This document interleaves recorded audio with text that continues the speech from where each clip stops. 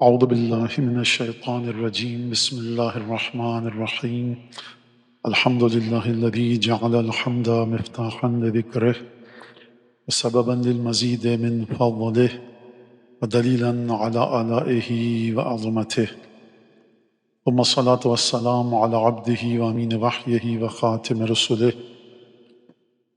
سيدنا ومولانا بالقاسم محمد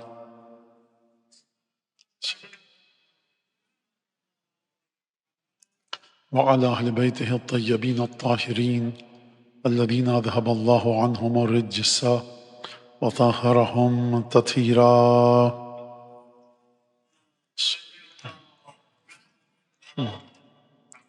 واللعن الدائم على أعدائهم أجمعين. أما بعد، وقد قال الله الحكيم في كتابه المجيد: أعوذ بالله من الشيطان الرجيم وجعلنا منهم أئمة يهدون بأمرنا لما صبروا وكانوا بآياتنا يوقنون.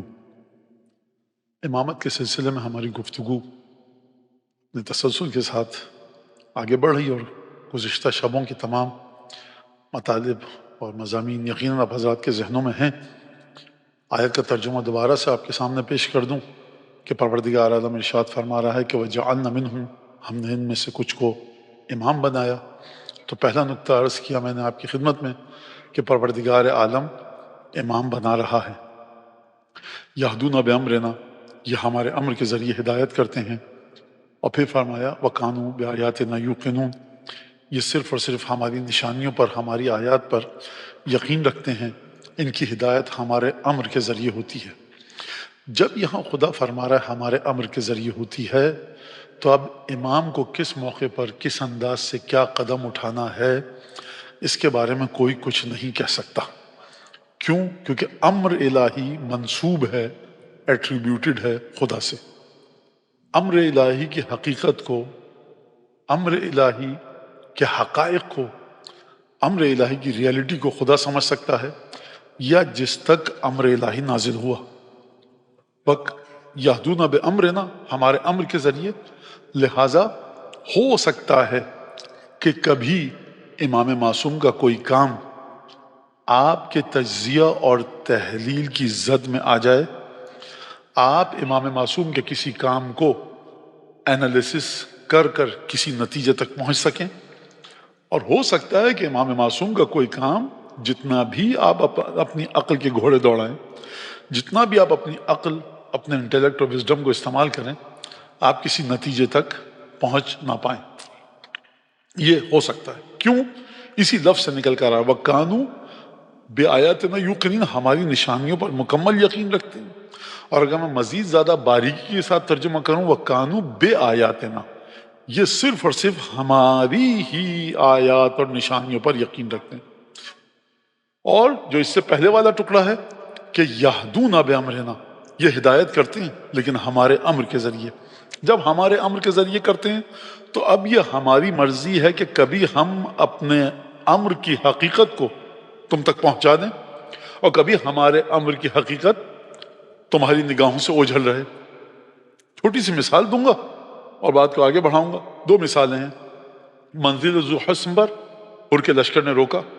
جب نہ رسول اللہ، جلدی اس قصے کو سناؤں، جب نہ رسول اللہ 1000 سپاہی ہیں، اور حر کے لشکر کی حالت یہ تھی کہ پیاس کی شدت کی وجہ سے جانوروں تک کی زبانیں نکلی ہوئی تھیں۔ حسین ابن علی اگر ایک عام انسانی قائد اور رہنما ہوتے تو کہتے موقع اچھا ہے، کمزور ہیں، ان پر حملہ کر لو۔ عجیب کام کیا۔ پچھلی منزل پر، پچھلا جو اسٹاپ اوور تھا، وہاں پہ کہا کہ تمام مشکیزوں میں پانی بھر لو، ضرورت سے زیادہ پانی بھرو۔ لوگوں کی سمجھ میں نہیں آیا۔ کیوں نہیں سمجھ میں آیا؟ بھائی جو ساتھ تھے وہ اس منزل پر تھے کہ حسین کہیں سارا پانی زمین پہ بہا دو، بہا دیں گے، مزید زیادہ پانی بھر لو، بھر لیا۔ لیکن جب نہ رسول اللہ، کچھ سمجھ میں نہیں آیا کیوں اتنا پانی بھر رہے ہیں، آگے پھر ایک اور نخلستان آئے گا، کیا وجہ ہے، کچھ سمجھ میں نہیں آیا۔ کیونکہ حسین ابن علی یہدون بامرنا، ہمارے امر کے ذریعے ہدایت کر رہے ہیں۔ حر کا لشکر سامنے آیا، کہا ان کو پانی پلاؤ۔ تب لوگوں کی سمجھ میں آیا کہ پچھلی منزل پر، پچھلی پڑاؤ پر، جو پچھلا اسٹاپ اوور تھا، ہم نے پانی کیوں دیا؟ تاکہ دشمن کے لشکر کو سیراب کریں۔ ایک صحابی نے بھی اعتراض نہیں کیا، یا ابن رسول اللہ کمزور ہیں، پیاس کی وجہ سے جان نکل چکی ہے، یہ ہم کو روکنے آئے ہیں، ان سے لڑیں، مار دیں، قتل کر دیں، دشمن ہیں، پھر ہم کوفے پہنچ جائیں گے۔ حر نے کیا کام کیا؟ کوفے نہیں جانے دیا۔ اگر حسین ابن علی سلام اللہ علیہ کوفے پہنچ جاتے تو نقشہ کچھ اور ہوتا آج تاریخ کا، لیکن کسی بھی صحابی نے، کسی بھی گھر والے نے، کسی بھی مخدرات عصمت و طہارت میں سے کسی بیوی نے یہ نہیں پوچھا کہ بھیا یہ کام کیوں کیا آپ نے، یہ تو غیر دانش مندانہ کام ہے۔ عقل کا تقاضا یہ تھا کہ آج مقابلہ کرتے ہو کوفے کی راہ لیتے، آپ برعکس ایک کام انجام فرما رہے ہیں۔ سید الشہداء پانی پلا کے طاقتور کر رہے ہیں، نماز پڑھنے کے قابل ہوئے، حر نے امام حسین کے پیچھے نماز پڑھی، مولا نے خطبہ دیا، حر نے کوفے جانے سے روک دیا، دیکھا آپ نے پانی پلایا، غلطی کر لی نا آپ نے، کوئی نہیں کہہ رہا۔ کیوں؟ کیونکہ حسین ابن علی کا کام میری عقل میں نہیں آ سکتا۔ یہدون بامرنا، یہ امر الہی کے ذریعے ہدایت کرتے ہیں۔ اور زیارت میں آپ یہ جملہ پڑھتے ہیں کہ ارادت الرب تہبط الی بیوتکم ومقادیر الامور تصدر من بیوتکم، خدا کا ارادہ، خدا کی مشیت آپ کے گھروں میں نازل ہوتی ہے، اور ہر چیز جو کائنات میں کسی کو پہنچتی ہے وہ آپ کے وسیلے سے پہنچتی ہے۔ ہر چیز سمجھ رہے ہیں آپ؟ یعنی میری باڈی کے جو سیلز ہیں اس وقت، وہ جو ٹوٹ رہے ہیں اور بن رہے ہیں، میری جو سانسیں چل رہی ہیں، یہ پروردگار عالم کس کے گرد گھما رہا ہے پوری کائنات کو؟ امام عصر کے گرد۔ اب یہ یقیناً کسی بھی لیبورٹری میں سائنس کی جا کر آپ ثابت نہیں کر سکتے۔ یہ اب ہمارا عقیدہ ہے، ہم کیا کریں؟ تو مولانا اس کو ذرا ڈائلیوٹ نہیں کر سکتے امامت کے عقیدے کو؟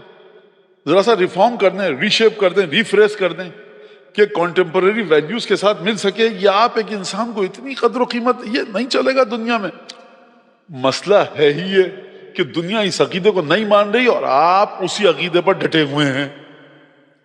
اور اگر آپ کو یہ عقیدہ، آپ سے مطلب آپ نہیں ہیں، دنیا والوں کی سمجھ میں نہ آئے، جو قرآن پڑھے، حدیث پڑھے، نماز روزہ کرے، اس کے باوجود عقیدہ امامت سمجھ میں نہ آئے، تو وہ جا کر 8 مقامات پر آدم، ابلیس اور شیطان اور فرشتے، یہ 4 گروہ ہیں اگر ہم ان کو گروہ کہیں۔ پہلی ذات خدا کی، دوسرے آدم، تیسرے ابلیس، چوتھے فرشتے، ان کی بحث کو دیکھیں، اور اگر بڑے کروشل اور کنکلوژن کے ساتھ آپ آگے بڑھیں کہ جہاں پر قصہ اپنے آخری اختتام کو پہنچ رہا ہے، تو خدا کی گفتگو ابلیس کے ساتھ آپ جا کر دیکھیے۔ ابلیس نے کہا کہ میں اس کے آگے سجدہ نہیں کروں گا۔ ہیومن سائیکولوجی کے حساب سے دیکھیے، اور آپ جو کہہ رہے ہیں کہ صاحب کنٹمپرری ویلیوز، ہیومن نالج، لوگ ہنسیں گے ہم پر، تو پہلے آپ اس کا جواب لا کر مجھے بتائیے کہ فرشتے کئی ہزار برس سے عبادت کر رہے ہیں، شیطان 6000 برس سے عبادت کر رہا ہے۔ خدا نے کہا انی خالق بشرا من صلصال من حماء مسنون، مٹی سے ایک پتلا بنانے والا ہوں، جب بن جائے، مکمل ہو جائے، روح پھونک دوں، جیسے روح پھونکوں سجدے میں گر جانا۔ شیطان نے صحیح تو کہا تھا، اگر کوئی آ کر کہے دشمن خدا کہ ابھی پروردگار عالم خدایا ابھی آدم نے کوئی عبادت نہیں کی ہے، ہم 6000 برس سے عبادت کر رہے ہیں، 7000 برس سے، 10,000 برس سے، 50,000 برس سے، ابھی پتلا بنائے کہہ رہا ہے۔ احترام کرنے کو کہتا، کچھ کہتا بھائی کرٹسی کرو، اس کی عزت کرو، رسپیکٹ کرو، دیکھو سلام کرو، السلام علیکم آدم صفوت اللہ، بات تب بھی سمجھ میں آ جاتی۔ خدا فرما رہے سجدے میں گر جاؤ نہ، اس نے عبادت کی ہے مٹی کا پتلا، ہم نوری مخلوق، اس کے وجود میں نفسانی خواہشات بھی ہیں، رحمانی ارادے بھی ہیں۔ رحمانی ارادوں کے ذریعے یہ آدم شیطانی اور شہوتوں کو کچل کر آگے بڑھے گا، یہ شہوتوں کی طرف نہیں جائے گا، یہ نفسانی خواہشات کی طرف نہیں جائے گا۔ وجود میں دونوں مادے رکھے گئے۔ امیر المومنین کی حدیث کے مطابق جب خدا نے بشر کو، انسان کو خلق کیا تو وزڈم اور انٹیلیکٹ بھی رکھا، اور اس کے ساتھ ساتھ نفسانی خواہشات بھی رکھی۔ بشر جو نفسانی خواہشات کو کچل کے آگے بڑھے تو فرشتوں سے افضل ہے، جس کی نفسانی خواہشات اس کی عقل کو کچل دیں وہ جانوروں سے پستر ہے۔ تو جب یہ بات آ گئی آپ کے سامنے، آدم کو ابھی خلق کر کے کہہ رہا سجدے میں گر جاؤ، تو اس مسئلے کا جب آپ جواب دے دیں گے تو ہم بھی اپنی امامت کا جواب آپ کو دیں گے۔ خدا نے کائنات کا آغاز، جو پہلا ڈاکومنٹڈ پروف ہے کائنات کے سلسلے میں خدا کے پاس، قرآن مجید میں خدا نے ظاہر کیا، وہ ہے ہی کس بنیاد پر؟ وہ عبادت کی بنیاد پر نہیں ہے، وہ ارادہ الہی کی بنیاد پر ہے۔ اگر خوب توجہ، اب مصیبت یہ ہے کہ اس ائمہ معصومین نے حدیثوں میں جو گفتگو کی ہے، وہ میں کو مخمل میں ہیرے جواہرات ٹانکیں تو غلط ہے، یہ اس سے بھی کہیں آگے کی بات ہے۔ حدیث و قرآن آیا کہ آپ ان کو مانیے، اپنی عقل کے پہلے سے طے شدہ نتائج کو ان پر نہ لا دیے۔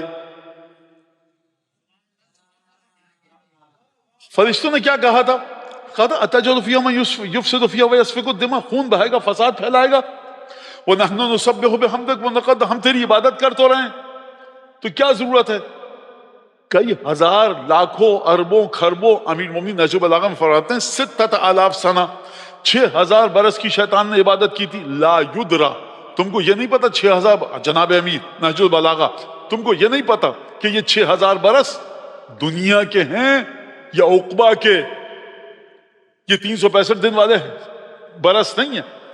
کہا کہ 6000 برس شیطان نے عبادت کی، فرشتے عبادت کرنا۔ خوب توجہ کیجئے گا، ارادہ الہی یہ ہے کہ میں بنا رہا ہوں اور روح جب اپنی پھونک دوں فقعو، فوراً سجدے میں گر جانا۔ دیکھو لیتا لعل، حاشا کلا، if and but, why, because, یہ کچھ نہیں چلنا چاہیے۔ فرشتے اپنی عبادت کو ہی دلیل بنا رہے تھے، نحنو نسبح بحمدک ونقدس لک، فرشتے عبادت کر رہے تھے، رٹو طوطوں کی طرح عبادت نہیں کر رہے تھے، نعوذ باللہ، معرفت رکھتے تھے حمد الہی کی، معرفت رکھتے تھے تقدس کی، معرفت رکھتے تھے تسبیح کی۔ خدا نے یہ نہیں کہا میاں تمہاری عبادت کی حیثیت کیا، خدا نے کہا انی عالم ما لا تعلمون، یعنی خدا ایکنالج کر رہا ہے، انڈوس کر رہا ہے کہ بات تمہاری ہے تو صحیح، اس نے بالکل عبادت نہیں کی ہے، لیکن دیکھو ارادہ ہمارا یہ ہے کہ اس کے سامنے سجدے میں گر جاؤ۔ خوب غور فرمایا آپ نے، امامت کو سمجھیے قرآن کے ذریعے۔ اب اگلا مرحلہ، یہاں تک بات حل ہو گئی، میں آپ کو روکوں گا نہیں، بات واضح ہو گئی، چلیے آگے بڑھیے۔ کہاں پر؟ عام الفیل، رسول خدا کی ولادت کو 30 سال گزر چکی، خانہ کعبہ کے گرد ایک بی بی آئی، طواف کر رہی ہے، اور اچانک اس بی بی نے ایک دعا کی۔ یہ بی بی کافر ہے، یہ خاتون مسلمان ہے، ابھی تاریخ سے میں کچھ نہیں پوچھوں گا، اس بی بی کی گفتگو کے ذریعے سمجھیے کہ یہ مسلمان ہے کہ کافر، اور اگر مسلمان ہے تو کس مقام اسلام پر ہے۔ ابھی رسول خدا نے اعلان رسالت نہیں کیا ہے، اس بی بی کی گفتگو دیکھیے، لگتا یہ ہے کہ یہ بی بی ہے کسی مقام معرفت پر۔ ایک دفعہ جب اس بی بی نے طواف کرتے کرتے ایک مشکل میں گرفتار ہوئی یہ بی بی، اور ایک مرحلہ آیا، ایک وقت آیا، تو اس خاتون نے رک کر کہ اللہم بحق جدی ابراہیم، خدا تجھے قسم دیتی ہوں اپنے جد ابراہیم کی۔ اس کا مطلب ہے کہ توحید کو بھی مانتی ہے، ابراہیم کی رسالت کو بھی مانتی ہے، عظمت ابراہیم کو بھی مانتی ہے، یہ بھی جانتی ہے کہ ابراہیم کی قسم دوں گی تو کچھ نہ کچھ مجھے چاہیے جو ملے گا۔ اللہم بحق جدی ابراہیم و بحق ابی اسماعیل، اور میرے والد، میرے بابا، میرے باپ اسماعیل کا واسطہ۔ ٹھیک ہے، ابراہیم نے عبادت کی، اسماعیل نے عبادت کی، یہ بی بی واسطہ دے رہی ہے، ٹھیک ہے۔ اب جو اگلا واسطہ آئے گا نا وہ بڑا عجیب ہے، وَبِحَقِّ الْمَوْلُودُ الَّذِي فِي بَطْنِي، پروردگار اب اس نومولود کی تجھے قسم دے رہی ہوں کہ جو، اب دیکھیں ممبر ہے، میرے لیے محدودیتیں ہیں، اب تجھے اس کی قسم دے رہی ہوں جس کا وجود میرے وجود میں مخفی ہے، اب اس کی قسم دے رہی ہوں جس کا وجود میرے بطن میں مخفی ہے، اس بچے کی قسم دے رہی ہوں جو ابھی پیدا نہیں ہوا۔ کوئی اس بی بی کا شانہ پکڑ کے کہے، گھر کا کوئی مرد، کوئی خاتون آ جائے، بی بی محترمہ خاتون، بڑی عظمت آپ کی، ابراہیم و اسماعیل کی قسم دے دی، ٹھیک ہے، لیکن جو بچہ ابھی ولادت نہیں ہوئی، جس کی اس نے عبادت نہیں کی، جس نے کوئی رکوع سجدہ نہیں کیا، اس کی قسم کیوں دے رہی ہوں؟ یہ بی بی جواب دے گی کہ دیکھو انبیاء کے گھروں میں درجات عنایت سے ملتے ہیں، عبادت پھر کیوں کی جاتی ہے؟ ابھی میرا موضوع نہیں ہے، میں عبادت ائمہ کی طرف نہیں آنا چاہتا، لہٰذا عنایت سے ملتے ہیں۔ اگر عنایت کے علاوہ کسی اور، خوب توجہ کیجیے گا، یہ میں انبیاء اور اولاد انبیاء کی بات کر رہا ہوں۔ آپ کو اور مجھ کو جتنے بھی مقامات اور عظمتیں ملیں گی وہ عبادت کی بنیاد پہ ملیں گی۔ آپ بنیاد نہیں بنا سکتے آدم کے قصے کو لے کر ہم بھی نماز نہیں پڑھیں گے، ہم اور آپ نماز نہ پڑھیں فاسق ہیں، ہم اور آپ حرام کام کریں گناہگار ہیں، ہم اور آپ واجبات کو چھوڑ دیں فاسق و فاجر ہیں، ہم اور آپ گناہ موبقات من الذنوب المسرفین فی الذنوب، جو امیر المومنین جناب سیدہ نے کہا اگر ان گناہوں کے اس مرحلے پر پہنچے تو امیر المومنین نے فرمایا ہمارے پاس چاہنے والے تلحقہ شفاعتنا بعد 6000 سنہ، 300,000 سنہ، 3,00,000 سال کے بعد ہماری شفاعت پہنچے گی جہنم میں ہمارے بعض شیعوں تک۔ یہ بھی روایت ہے، یہ میں اپنی اور آپ کی بات نہیں کر رہا۔ خدا انشاءاللہ آپ کو، مجھ کو، تمام چاہنے والوں کو، تمام عزاداروں کو ہر قسم کے عذاب اخروی سے محفوظ رکھے۔ بات کیا ہو رہی ہے؟ بات یہ ہو رہی ہے کہ عنایت کو سمجھیے، عنایت کو سمجھیے۔ یہ میں عنایت عنایت عنایت کیوں اتنا ذکر کر رہا ہوں؟ کیونکہ کل کے خطبے کا تسلسل عنایت کے ساتھ آج جوڑنا ہے مجھے، کہ امامت کی حقیقت کیا ہے۔ ابو الفضل عباس کو اتنی عظمتیں ملی، کیا بہادر تھے، اور کیا جنگ کی صاحب، اور کیا عظمت ہے، اور 32 سال کے تھے، کیا عبادتیں کی ہوں گی اپنے بابا کے سامنے، جو ایک آیت اللہ کے پیچھے نماز پڑھے 10-20 سال، وہ کہتا ہے ہم نے ان کے پیچھے نماز پڑھی۔ ابو الفضل عباس نے جناب امیر سے قرآن پڑھا ہوگا، نہ جانے کیا سیکھا ہوگا، فقہ اور پتہ نہیں کلام اور کیا کیا، مجھے کیا پتا کہ کیا سکھاتے ہوں گے اپنے بیٹے کو۔ اب یہی ہمارے پاس یہی الفاظ ہیں سمجھانے کے لیے، اور کس طرح سے تعلیم دی ہوگی۔ پھر حضرت مجتبیٰ، پھر سید الشہداء، بہن بی بی زینب، اب کیا مقام ہے؟ سمجھ میں آتا ہے کہ مولا عباس کی منت مانیے، حاضری کیجئے۔ اتنی بڑی شخصیت تھی، 6 مہینے کا شیرخوار جس نے رتی برابر عبادت نہیں کی، یہ کیسے مرادیں پوری کرتا ہے؟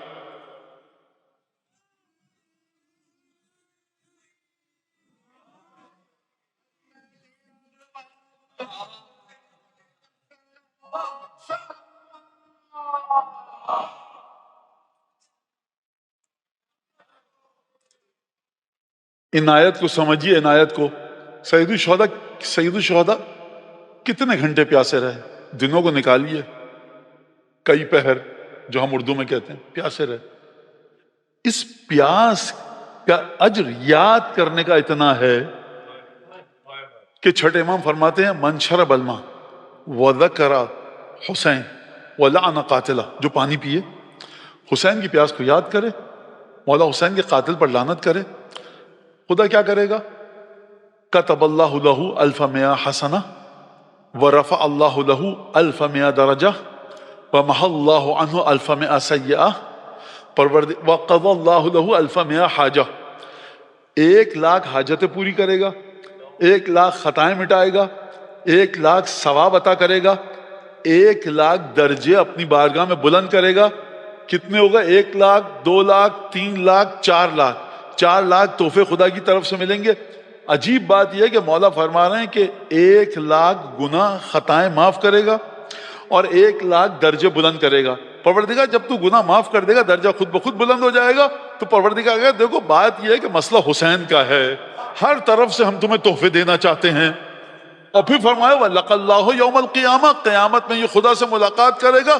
وَقَلْبُهُ ثَلَجٌ وَهُوَ ثَلَجُ الْفُؤَادِ، 4,00,000 تحفے دنیا میں ملے، جب قیامت میں آ کر خدا سے ملاقات کرے گا فرمایا اس طرح سے ملاقات کرے گا۔ آپ نے دیکھا اضطراب، اینگزائٹی، ڈسٹریس یہ ہوتا ہے، اس کو کہتے ہیں مولانا دل بڑا اختلاج قلب ہو رہا ہے، پلپٹیشن آف ہارٹ، بہت دل دھڑک رہا ہے اور ایک سینے میں کھولن مچی ہوئی ہے، لیکن جب سکون آ جاتا ہے مولانا ٹھنڈک پڑ گئی دل میں۔ یہ ہم کہتے ہیں، اردو میں نہیں کہتے۔ چلیے امام کی حدیث سے فرمایا جو یہ کام کرے 4,00,000 تحفے ملیں گے، اور قیامت میں جب ملاقات کرے گا خدا سے، فلج الفؤاد کا مطلب کیا؟ سلج کہتے ہیں برف کو، فؤاد کہتے ہیں دل کو۔ اس طرح سے ملاقات کرے گا، سب پریشان ہوں گے قیامت میں، اس کے دل میں عجیب ٹھنڈک ہوگی۔ عجیب بات یہ ہے کہ چھٹے امام نے یہ نہیں فرمایا کہ 1 گلاس پانی پیو یا 2 گلاس، فرمایا پانی پینا صادق ہے، 1 گھونٹ پیو، آدھا گھونٹ پیو، بس یاد کر لو حسین کو۔ 3 دن کی پیاس. آپ یہاں پر کتنے لوگ بیٹھے ہیں, مومنات کتنی بیٹھی ہیں, بعد میں کتنے لوگ مجلس سنیں گے, کربلا میں اس وقت کتنے لوگ ہیں, ابو الفضل عباس کے حرم میں اس وقت کتنے لوگ ہیں, سامرہ, کاظمین, نجف, مومنین, امریکہ, کینیڈا سے لے کر یہاں آسٹریلیا, کتنے لوگ ہیں. یہ سب کے سب جو مولا حسین کی پیاس کو یاد کریں اور قاتل پر لعنت کریں, یہ 3 دن کی پیاس ہے. اجر ختم ہونے میں نہیں آ رہا. کل اگر 10 کروڑ چاہنے والے ہوں گے, 1 ارب چاہنے والے ہوں گے, 100 ٹریلین چاہنے والے ہوں گے, یہ 3 دن کی پیاس پہ عنایت خدا کی کیا ہے کہ تم اس پیاس سے جڑ کر پانی پیو, ہم تم کو 4 لاکھ تحفے دیں گے. یہ ہے کیا سلسلہ؟ یہ ہے تعلق عنایت کا. مولانا یہ غدو نہیں ہو گیا, کوئی زیادہ آگے بڑھ گئے. یہ بچے سننا, یہ نماز روزہ کرنا چھوڑ دیں گے. میں نے پہلے کہہ دیا حسین ابن علی ناراض ہیں اس سے جو عبادت نہ کرے, سید الشہداء ناراض ہیں اس سے کہ جو حرام کام کی طرف جائے, سید الشہداء ناراض ہیں اس سے جو واجبات کو چھوڑے. خوب توجہ کیجیے گا اس بات کی جانب. لہٰذا یہ ہے عنایت الہیہ.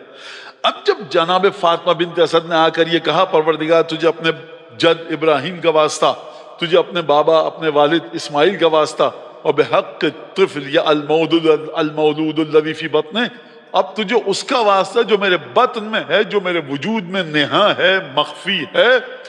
جیسے یہ کہا, سوال یہاں پر ہے, ابراہیم اسماعیل پیغمبر ہیں, اگر ان کے برابر کسی کو لایا جائے تو پیغمبر تو ہو, امام تو ہو, تقوی کی کسی منزل پر تو ہو. یہ ذکر کیا جا رہا ہے کس کا؟ اس بچے کا جس کی ابھی ولادت نہیں ہوئی, بعد میں ہوگی. تو سمجھ میں آیا یہ خاتون ابراہیم اور اسماعیل کو بھی جانتی ہے, اور جانتی ہے کہ اس خاتون اپنی حیثیت کیا ہے اور میں کس کی ماں بننے والی ہوں. جیسے ہی اس خاتون کا یہ جملہ ختم ہوا, دیوار کعبہ شق ہوئی.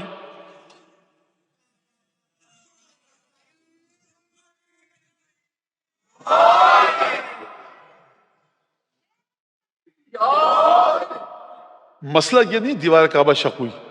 مجھے نہیں پتا یہاں پر کوئی سول انجینئر بیٹھا ہے, آرکیٹیکٹ بیٹھا ہے, مجھے تو نہیں پتا, لیکن سوال ہے, جب بھی آپ ایک اسکوائر ہو, ریکٹینگل ہو, اینٹوں کا بنا ہوا ہو, کتنی شق ہوئی کہ یہ خاتون چلی جائے. جب دیوار ایک جگہ سے کھلے گی اتنی کہ ایک انسان جا سکے, تو تمام کالمز پر پریشر آئے گا کہ نہیں آئے گا؟ جب دیوار اتنی شق ہوئی کہ ایک انسان جا سکے, تو بقیہ دیواریں گری کیوں نہیں؟ اور پھر اس کا دیوار جڑی کیسے؟ خدا نہ جوڑتا, خدا کنڈی کو توڑ دیتا. خدا نے کہا معجزہ ایسا دکھاؤں گا کہ کوئی یہ نہ کہے کہ صاحب وہ اتفاق سے کنڈی کھل گئی اور اتفاق سے تالا ٹوٹ گیا, تالا کمزور تھا. اور یہ خدا نے کیا کیا؟ اچھا خدا اگر خانہ کعبہ میں ولادت نہ ہوتی اس مولود کی تو کوئی بڑی بات نہیں تھی. شب ہجرت تو آنی تھی, بدر, احد, خیبر, خندق آنا تھا, نہج البلاغہ آنی تھی, تمام کے تمام معجزات آنے تھے, دکت القضا مسجد کوفہ میں معجزہ آنا تھا. ایک معجزات ہیں جناب امیر کے کوئی, ہزاروں آنے تھے.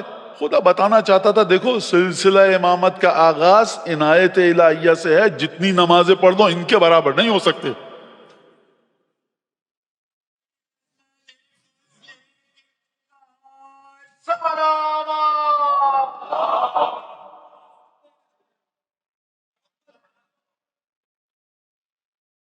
عنایت الہیہ کو سمجھیے, توجہ الہ خدا کو سمجھیے, تو خداوند تبارک و تعالی یہ کام کرے گا. اب یہاں پر ایک بڑا اہم مسئلہ ہے. وہ کیا مسئلہ ہے؟ مطلب فضائل جو آپ پڑھ رہے ہیں اس کا فائدہ کیا ہے؟ سوال میرے, نماز جو آپ پڑھ رہے ہیں اس کا فائدہ کیا ہے؟ مانو خدا کا حکم ہے, فضائل بھی رسول خدا کا حکم ہے. یعنی جنت میں کنڈا ہے, ایک حلقہ در ہے, جب اس کو کھٹکھٹایا جاتا ہے اس میں سے آواز آتی ہے یا رحمان یا رحیم, بسم اللہ الرحمن الرحیم. اس میں سے آواز آتی ہے یا علی.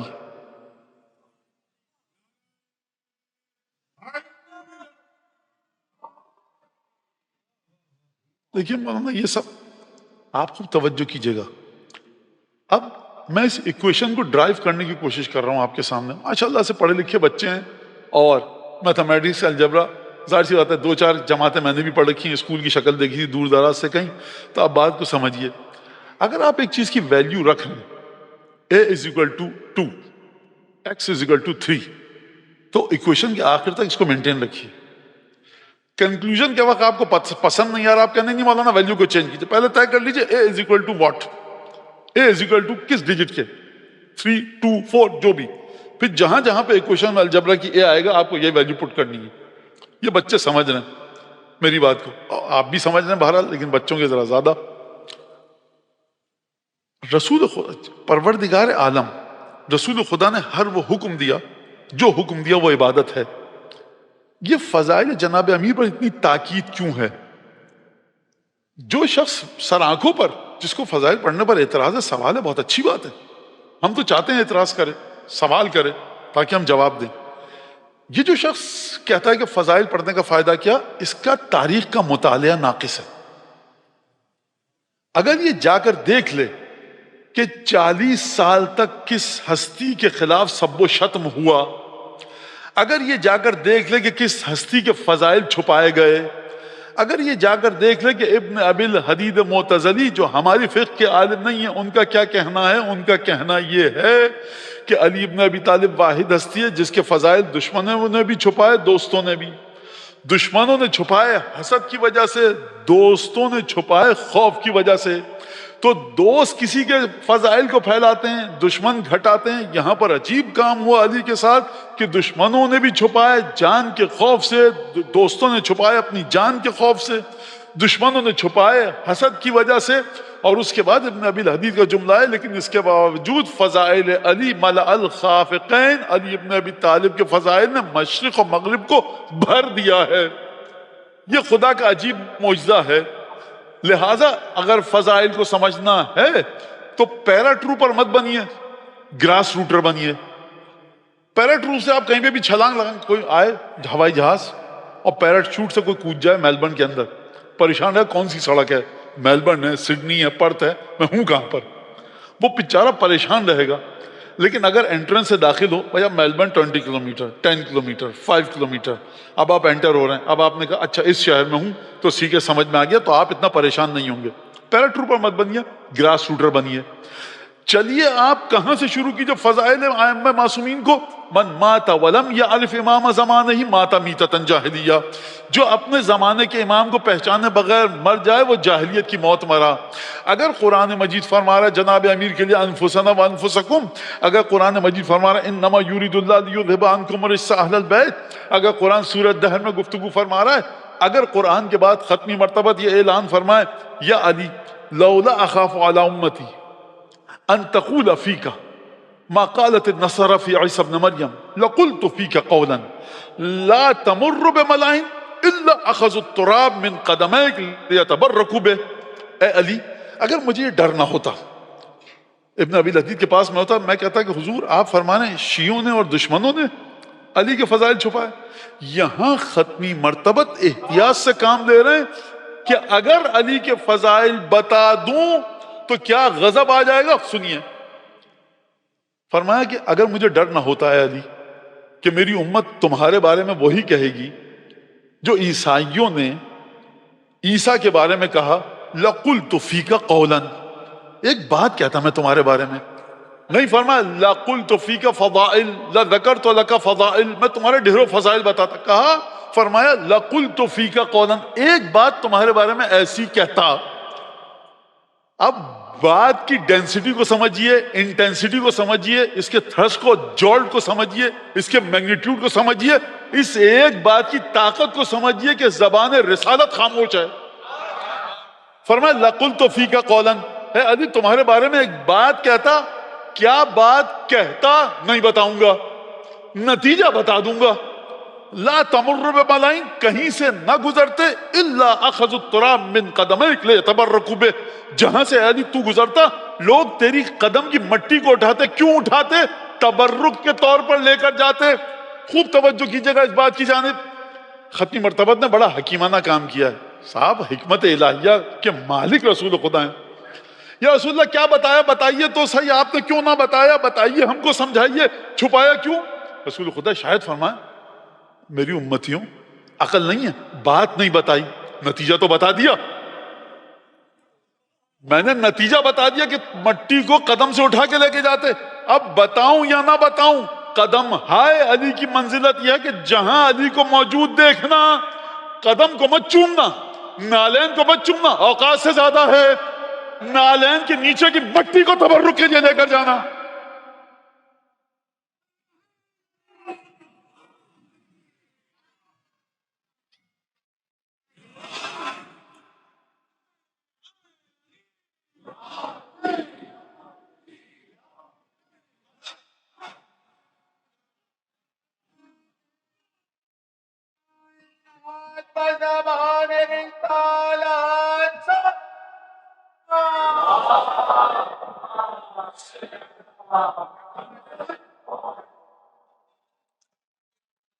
بھائی نہیں بتایا نا، کیوں پوچھ رہے ہو کیا تھی بات؟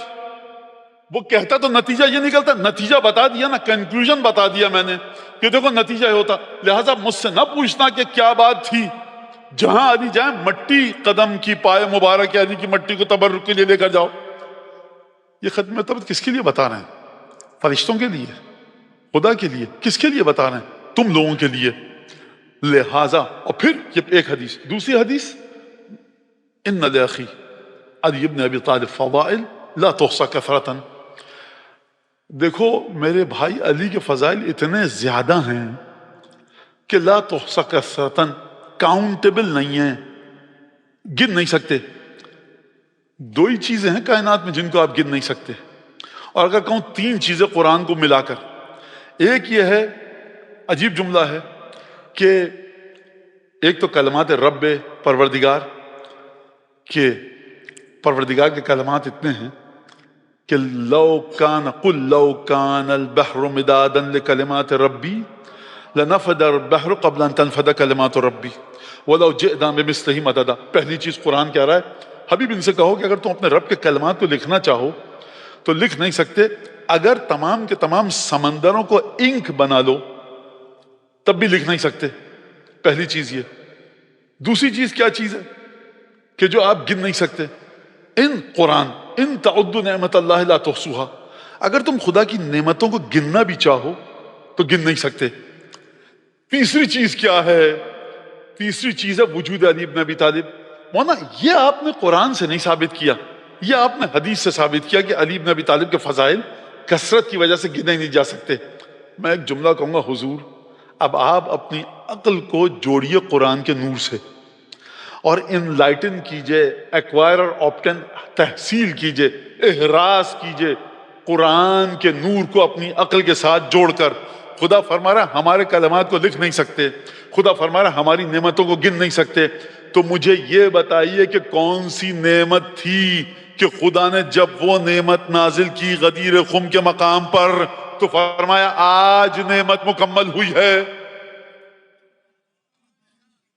خدا غدیر سے پہلے انگور خلق کر چکا تھا، سیب خلق کر چکا تھا، آب انار تربوز خربوزہ خلق کر چکا تھا، اونٹ کا گوشت خلق کر چکا تھا، بکرے کا گوشت خلق کر چکا تھا، تمام لذیذ غذائیں خلق کر چکا تھا، شہد موجود تھا. خدا نے کہا نہیں ہے یہ ساری چیزیں ایک طرف، جب تک علی کی ولایت نہ آئی اس نعمتیں بیکار ہیں.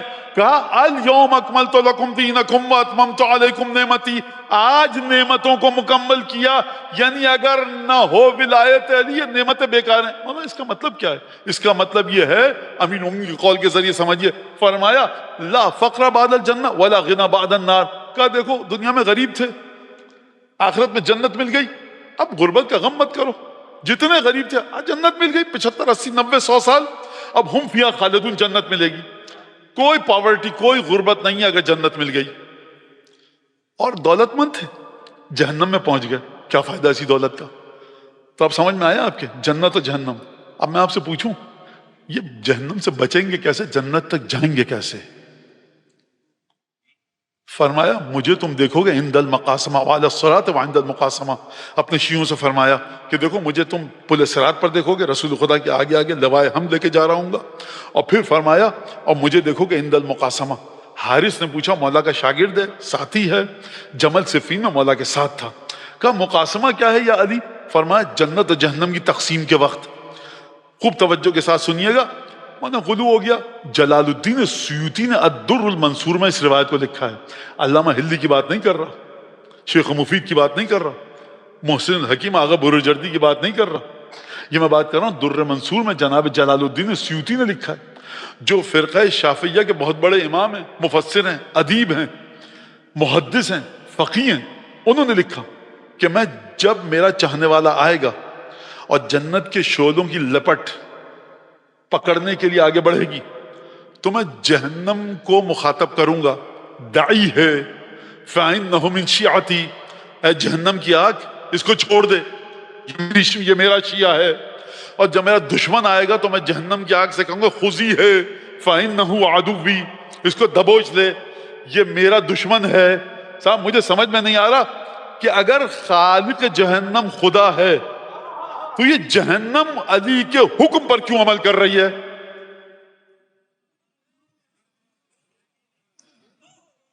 اب آپ کی سمجھ میں آیا کہ نعمت تمام ہوگی الحمدللہ الذی، حمد اس خدا کی، قرآن مجید کا جملہ، مومنین کہیں گے جس نے ہم کو جنت دی، نتبوأ، جہاں چاہیں جنت میں جا سکتے ہیں۔ یہ جو جنت کے مزے لوٹو گے تو کس کی ولایت کے صدقے میں، کس کی محبت کے صدقے میں؟ فرمایا دیکھو جنت سے بڑی کوئی نعمت نہیں ہے، جنت سے بھی بڑی نعمت وہ ہے جس کے صدقے میں جنت ملے۔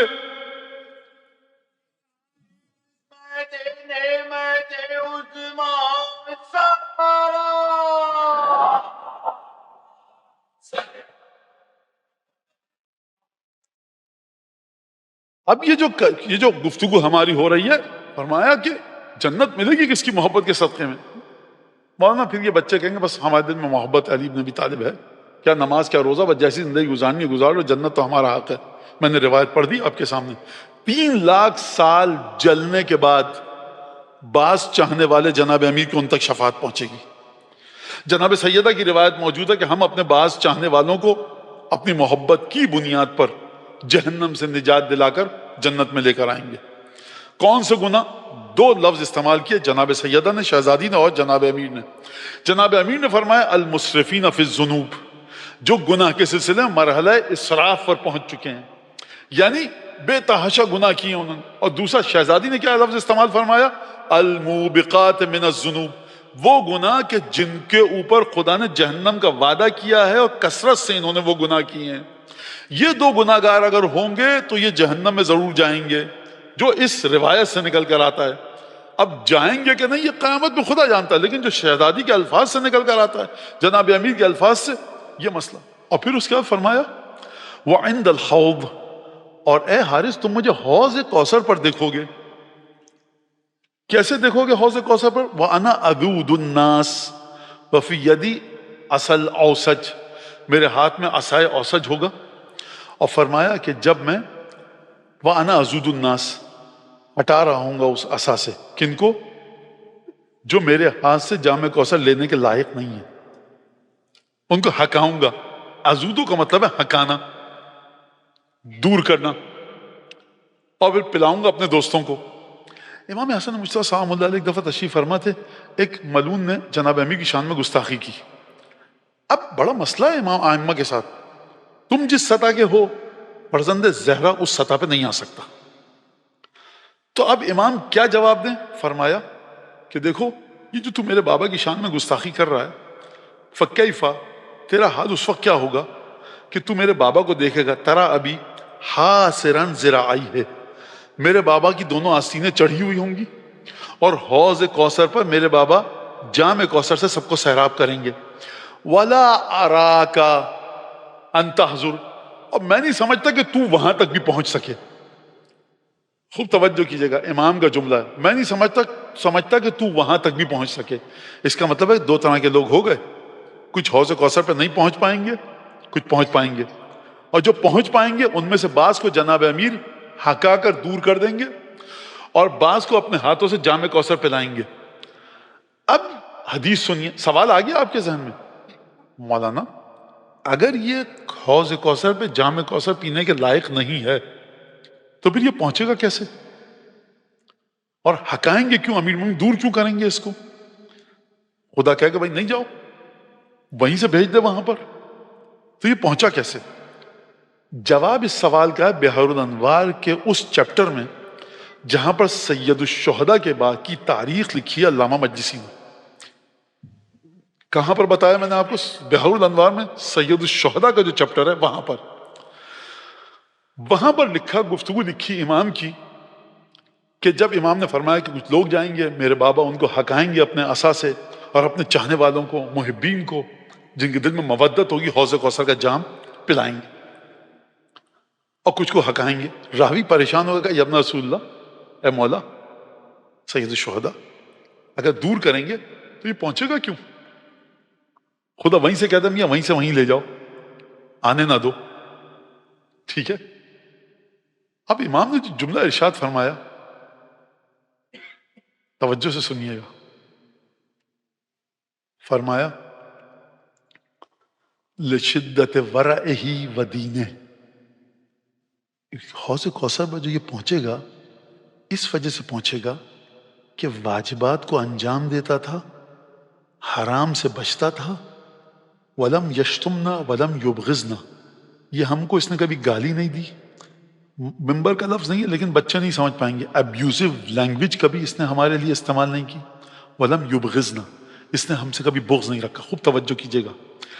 حرام سے بچتا رہا، واجبات کو انجام دیتا رہا، ہم سے بغض نہیں رکھا، اور ہم کو کبھی اس نے معذرت کے ساتھ نعوذ باللہ من ذالک گالی نہیں دی. لیکن اب یہ میں سمجھانے کے لیے کہہ رہا ہوں ہمارے حق کو نہیں مانا. تو جو تم دنیا میں کام کر رہے تھے نا، عبادتیں، اچھے مسلمان تھے، حوض کوثر تک پہنچ پاؤ گے؟ جام اس وقت ملے گا کوثر کا جب محبت علی ابن ابی طالب ہوگی. لہٰذا یہ کہنا چھوڑ دیجئے کہ کس کی نمازیں کتنی اچھی ہیں. مانا نمازیں بڑی اچھی ہیں، وہ ہم سے تو بہتر ہیں، ہم سے تو اچھے ہیں. آپ سے اچھا وہ ہے جس کے پاس آپ سے زیادہ ولایت کی خوشبو ہو.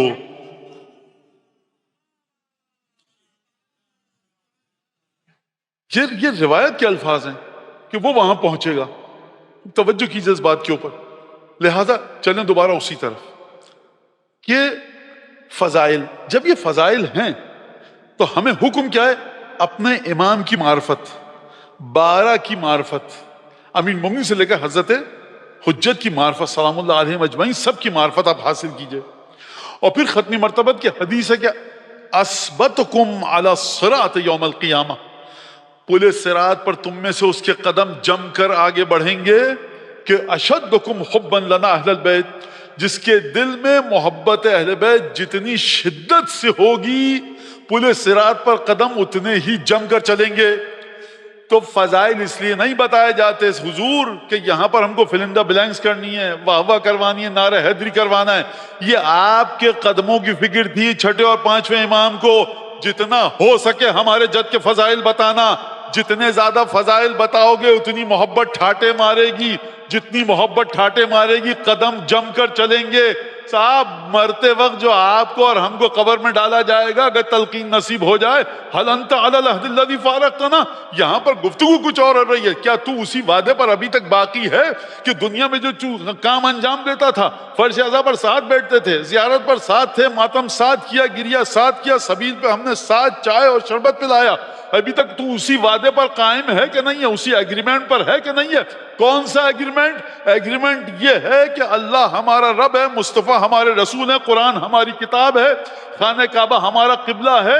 اور دیکھ سن، اگر اذا آتاک الملکان المقربان، جب ملک مقرب آئیں، وَسَأَلَكَ عَنْ رَبِّكَ وَعَنْ كِتَابِكَ وَعَنْ نَبِيِّكَ وَعَنْ إِمَامِكَ، جب تجھ سے سوال کریں کہنا اللہ میرا رب ہے، قرآن میری کتاب ہے، خانہ کعبہ میرا قبلہ ہے. اور جب اماموں کے بارے میں سوال کریں گھبرانا مت. یہ 12 اماموں کے نام میں طاقت کیا ہے کہ آپ مردے سے کہہ رہے ہیں سمجھ اور سن.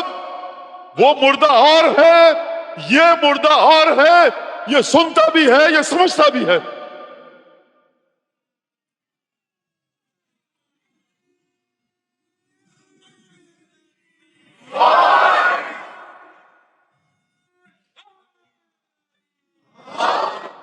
یہ کیا سن رہا ہے؟ یہ کیا سمجھ رہا ہے؟ دیکھ سن، یاد رکھ، بھائی مردہ ہے، بیوی اس کی بیوہ ہے، اگر خاتون ہے اس کے بچے یتیم ہیں، اگر کوئی مرد ہے، خدا آپ سب کو طول عمر دے، تمام چاہنے والوں کو، اور آپ کا سایہ تا دیر آپ کی اولادوں کے سر پر قائم رکھے، آپ کے والدین کے سایہ کو تا دیر آپ کے سر پر قائم رکھے، جن کے والدین جا چکے ہیں امیر مومن کی شفاعت نصیب فرمائے بہترین۔ کیا مطلب؟ یہ مردہ جب فرشتے ہیں کہ دنیا میں جو آخری چیز لے کے آیا ہوں نا، یہ 12 5 14 کے نام ہیں، خوب توجہ کیجئے گا، یہ آپ نام بتا رہے ہیں جن کے ناموں میں یہ کہہ دینا، جن کے ناموں کے ذکر میں اتنی طاقت ہے، جب وہ اپنی ولایت کا امپلیمنٹیشن کریں گے تو وہ طاقت کہاں پر ہوگی؟ اب آپ کی سمجھ میں آیا؟ علی نہیں کہوں گا، اگر کہہ دیا تیرے قدم کی مٹی اٹھا کر لے کر جائیں گے۔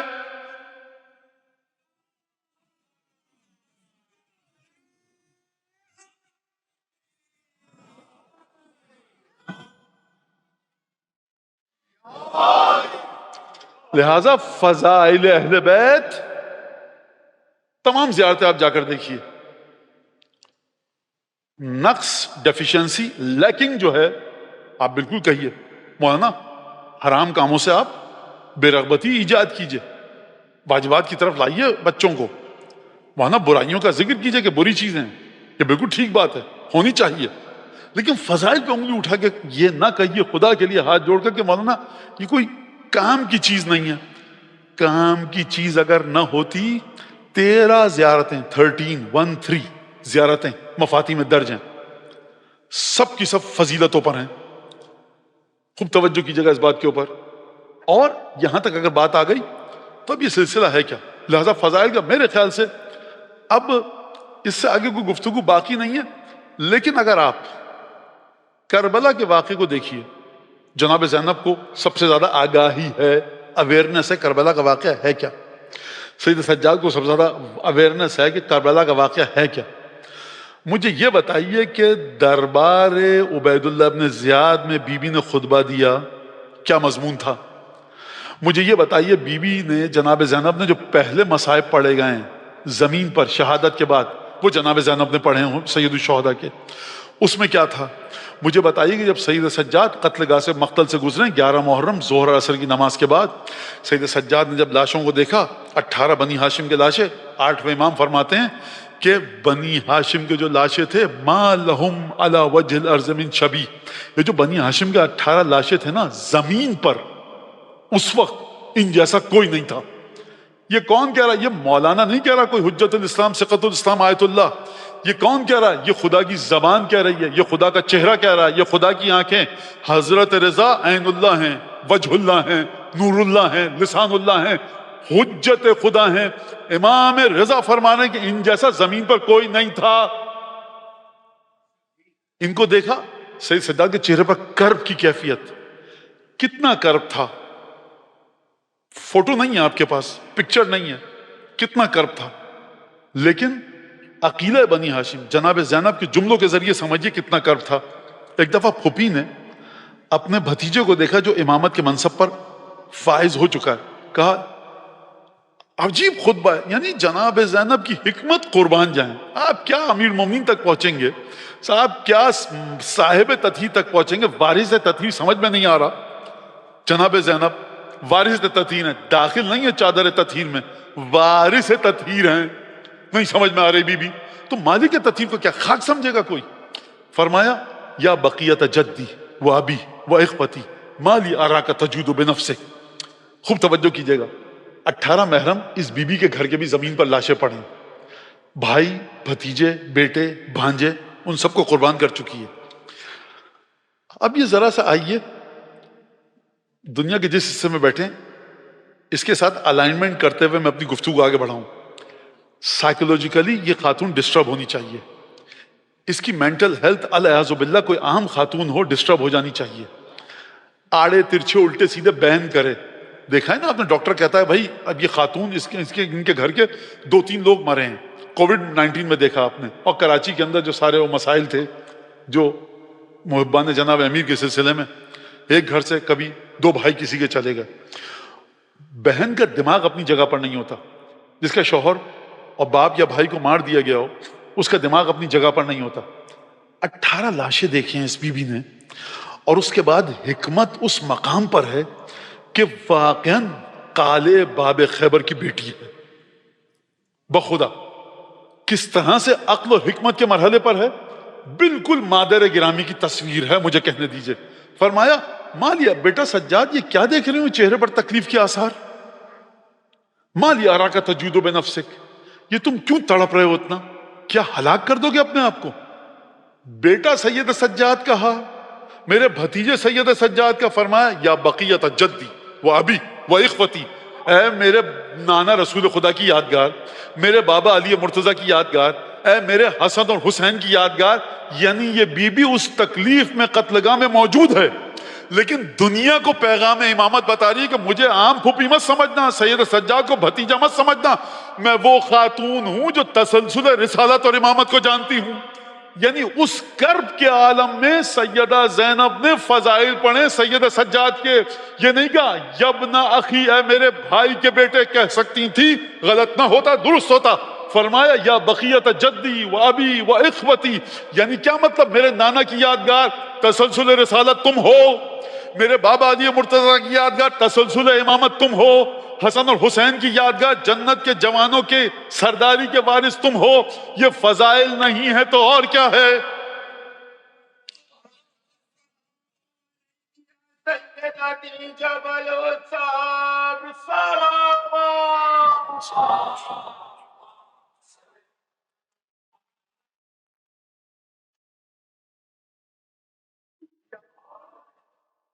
اور اس کے بعد بیوی نے ایک جملہ کہا کہ لگتا ہے کہ اسی کی بیٹی ہے جو آسمان کے راستوں کو جانتا تھا. کہا کہ غم کیوں کر رہے ہو؟ ینصبون علما لقبر ابیک سید الشہداء، زمین پر شہادت کے بعد سید الشہداء پہلی دفعہ جس نے استعمال کیا ہے وہ یہی ہمشیر ہے. کہا بیٹا سید سجاد تمہارے بابا کے زوار آئیں گے، یہاں پر قبر پر آ کر پرچم اور علم اور نشانی لگائیں گے. لا تعرفون فراعنت هذا العصر، یہ زمین کے ظالم اور جابر بادشاہ نہیں جانتے ان لوگوں کو. یہ کلما ازداد فی تمسہ ازداد علوا، یہ بی بی کا علم غیب ہے، علم لدنی ہے. آپ شک کرتے ہیں رسول خدا کو علم غیب تھا کہ نہیں تھا؟ یہ نواسی کو دیکھ لو میاں آ کر، آغوش رسول کی پالی ہے، 2026 تک اس کی نظر ہے. فرمایا تمہارے بابا سید الشہداء کے زائرین آئیں گے، یہاں پر علم لگیں گے، نشانی لگے گی. ظالم و جابر بادشاہ جتنا چاہیں گے قبر کے نشان کو مٹا دیں، وہ جتنا مٹائیں گے قبر اتنی زیادہ مشہور ہوتی رہے گی. یہ بی بی 61 ہجری کا واقعہ ہے، 11 محرم کا. یہ متوکل کے زمانے کو دیکھ رہی ہے، یہ 10ویں امام کے زمانے کو دیکھ رہی ہے، یہ 1400 سال بعد کے زمانے کو دیکھ رہی ہے. یہ کس علم سے متصل ہے؟ یہ فضیلت نہیں ہے تو پھر اور کیا ہے؟ وہاں پر سیدہ زینب کو کہنا چاہیے دیکھو بیٹا تمہارے بابا نے یہ کام کیا واجبات کو انجام دینے کے لیے، یہ کیوں پریشان ہو رہے ہو؟ دیکھو مستحبات کے لیے. ہر واجب اور حرام اور مستحب صدقے میں ہے امام کے وجود کے.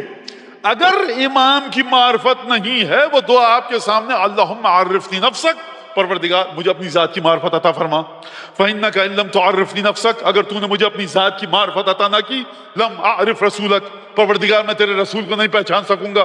اللہم عرفنی رسولک، اگر تو نے مجھے اپنے رسول کی معرفت اور شناخت اور پہچان عطا نہ کی، لم اعرف حجتک، میں اپنے زمانے کے امام کو نہیں پہچان پاؤں گا. اللہم عرفنی حجتک، پروردگار مجھے زمانے کے امام کی معرفت عطا فرما. اگر تو نے مجھے زمانے کے امام کی معرفت عطا نہ فرمائی، اب یہاں رک جائیے، دوبارہ سے چلیے. اپنی ذات کی معرفت دے تاکہ رسول کو پہچان سکوں، رسول کی معرفت دے تاکہ زمانے کے امام کو پہچان سکوں، زمانے کے امام کی معرفت دے تاکہ ان حجت الاسلاموں کو پہچان سکوں، آیت اللہوں کو پہچان سکوں. دیکھیے سنیے، بات سنیے. معرفت جس کا قبر میں حساب ہوگا وہ 12/5/14 کی ہے. اعمال آپ کے تقلید کے سائے میں تصحیح پاتے ہیں. جو مجتہد نہیں ہے لازم ہے تقلید کرے، لازم ہے تقلید کرے. اور خبردار کسی مرجع تقلید کے رتی برابر گستاخی تو کیا کینہ بھی دل میں آئے. عادل ہے، علوم اہل بیت کا خازن ہے، امین ہے، زندگی برباد کر دی ہے مہاراج تقلید نے اپنی علوم اہل بیت کو زندہ کرنے کے لیے. یہ جو آج منبر پر بیٹھ کے میں آپ کے سامنے فضائل پڑھ رہا ہوں، یہ کس کے صدقے میں؟ مراجع کے صدقے میں ہے. لیکن خبردار مراجع کی سطح کو سمجھیے. اب میں نام لے لوں، حضرت آیت اللہ سید علی قاضی طباطبائی بہت مشہور ہو چکے ہیں، اب سب جانتے ہیں، مجھے نہیں پتا جانتے ہیں کہ نہیں، بہت زیادہ قصے ان کے مشہور و معروف ہیں، بہت سارے بزرگ مراجع کے استاد اخلاق ہیں، صاحب کرامات، مرتے ہوئے لوگوں کو کبھی انہوں نے دعا دے کر زندگی دی ہے، یہ واقعات ہیں، اور بڑے بڑے مراجع ان کی شاگرد ہیں، بیٹھے ہوئے تھے صاحب کرامات، کہ حضور قبلہ بتائیے آپ کا اور اس کا فاصلہ کتنا ہے، وہ جو پردے غیب میں ہے آپ کا اس کا فاصلہ کتنا ہے؟ بیٹھے ہوئے تھے، نالین پہنی ہوئی تھی، بائیں پیر کی نالین کو پھینکا، کہ میں اس کی نالین کے برابر نہیں ہوں میں، ہم نے ان سے سیکھی ہے امامت، ان علماء سے۔ حضرت آیت اللہ عظمہ برجردی تشریف لا رہے تھے، گھر کی اندرونی سے صحن سے عبور کرتے ہوئے مجلس تھی، مجلس میں تشریف لا رہے تھے، گھر میں مجلس تھی، کسی شخص نے دیکھا کہ اپنے اندرون خانہ سے، جہاں خواتین گھر کی ساتھ رہتی ہیں، اپنے پوری فیملی خانوادہ، وہاں سے قبلہ آیت اللہ عظمہ برجردی نکل کے آ رہے ہیں، اس نے دیکھا مجلس ہو رہی، کہا امام زمانہ اور آقا برجردی کی صحت و سلامتی کے لیے اس نے درود کا نعرہ لگایا، قبلہ کے ہاتھ میں عصا تھا، کہا یہ کون بدبخت ہے جس نے امام کے نام کے ساتھ میرے نام کو جوڑا ہے، آئندہ میرے دفتر میں گھسنے نہ پائے۔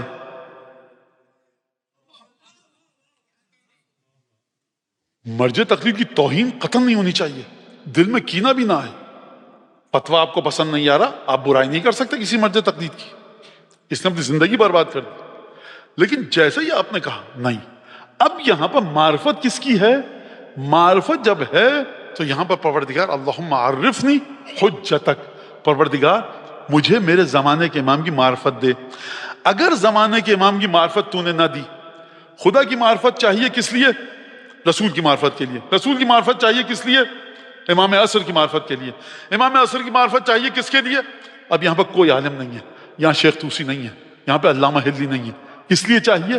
اگر تو نے امام عصر کی معرفت مجھے نہ دی، وَلَلْتُ عَنْ دِینِی، میں اپنے دین سے گمراہ ہو جاؤں گا۔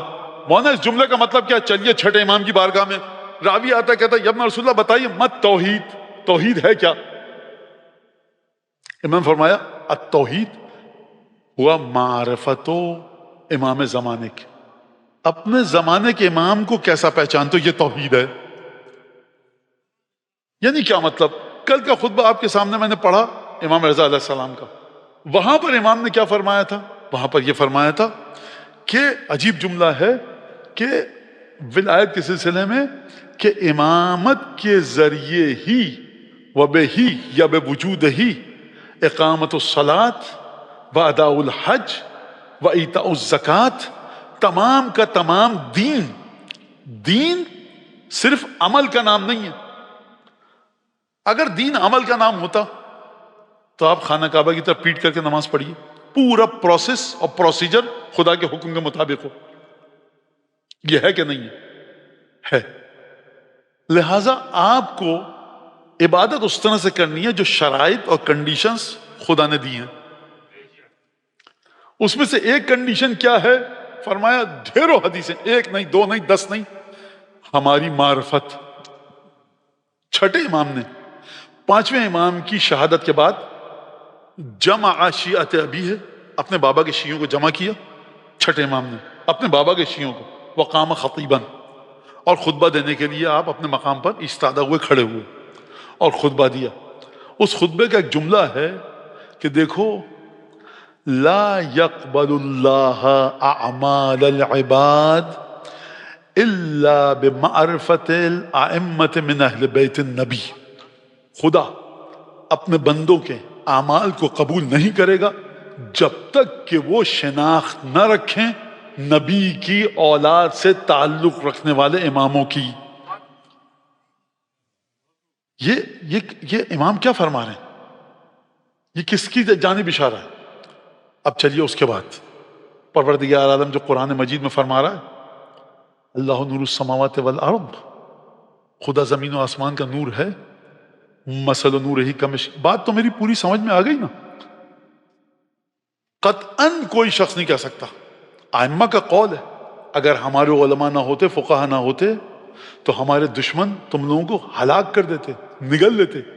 یہ شیخ طوسی شیخ صدوق، سید رضی، سید مرتضیٰ، علامہ ہلی، ان کا صدقہ ہے کہ میں آج آپ کے سامنے بیٹھ کر گفتگو کر رہا ہوں۔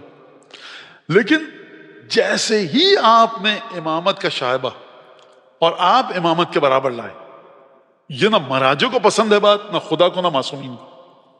لہذا قرآن مجید میں جو پروردگار عالم، آپ کا مرجع تقلید ہے، میں تقلید نہیں کرتا، تو میں توہین بھی نہیں کر سکتا، حرام ہے۔ امام رضا والی روایت آپ کے سامنے پڑھی، ایک عام مومن کے لیے دل میں آپ برائی رکھیں، امام فرماتے میری ولایت سے نکل جائے گا۔ آپ اس فقیہ کے لیے برائی رکھ لیں دل میں جو عالم علوم اہل بیت ہے، آپ تقلید نہیں کرتے۔ میں آپ کے جو آپ کا مرجع تقلید ہے وہ میری احتیاط واجب میں بھی نہیں آتا، توہین میں نہیں کر سکتا۔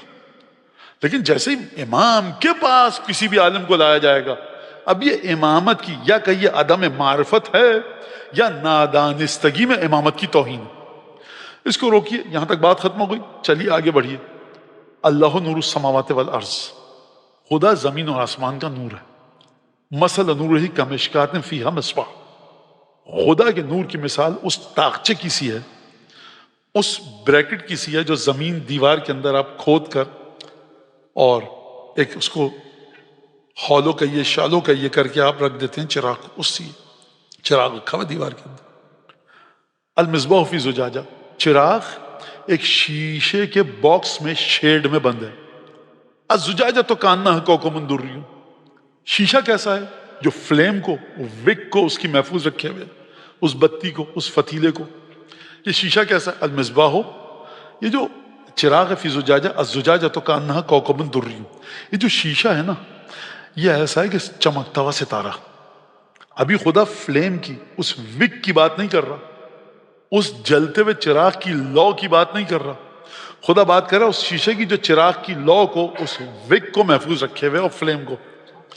الزجاجہ تو کاننا کوکب دری یوقد من شجرۃ مبارکۃ زیتونۃ لا شرقیۃ ولا غربیہ، ایک زیتون کے ایک ایسے تیل سے یہ جل رہا ہے کہ نہ شعلہ ٹمٹما رہا ہے، اس کے اندر تھر تھراہٹ نہیں ہے، موومنٹ نہیں ہے، اسٹل ہے، سیدھے راستے پہ چل رہا ہے، نہ دائیں جھک رہا ہے نہ بائیں۔ کہنا کوکب دری یوقد من شجرۃ مبارکۃ زیتونۃ لا شرقیۃ ولا غربیہ۔ خدا نے ابھی تک اس فلیم کی بات نہیں کی ہے، اس وک میں جو آگ لگی ہوئی ہے اس کی بات نہیں کی ہے۔ فرمایا یکاد زیتہ یضیء ولو لم تمسسہ نار، تم اس شعلے کی بات چھوڑو، یہ تیل ہے نا اس کے اندر، یہ اتنا ریفائنڈ ہے کہ دیکھو گے تو لگے گا شعلہ، اس تیل میں سے روشنی نکل رہی ہے۔ یکاد زیتہ یضیء ولو لم تمسسہ نار، نور علی نور، نور کے اوپر نور ہے۔ خوب رک جائیے، خدا نے ایک نور کی بات کی کہ میں نور ہوں، مثل نور ہے، اپنے نور کے بارے میں بات کی کہ وہ ایسا ہے۔ یہ دوسرا نور کہاں سے آ گیا؟ نور علی نور۔ ایک سوال یہ فرمایا فی بیوت، کہاں پر ہے یہ نور؟ کہاں پر ہے یہ نور؟ فرمایا کچھ گھروں میں ہے۔ اگر خدا آیت کو روک دیتا اور اس کے بعد والی آیت نازل نہ ہوتی، ہم بھی کہتا بھائی ہوگا خدا کا نور، ہم نے پروردگار تو نے گوگل لوکیشن نہیں بتائی، پن ڈراپ نہیں کی، ہم کہاں ڈھونڈیں؟ خدا کہہ رہا پن ڈراپ کروں، اور ایسی ڈراپ کروں گا نا پن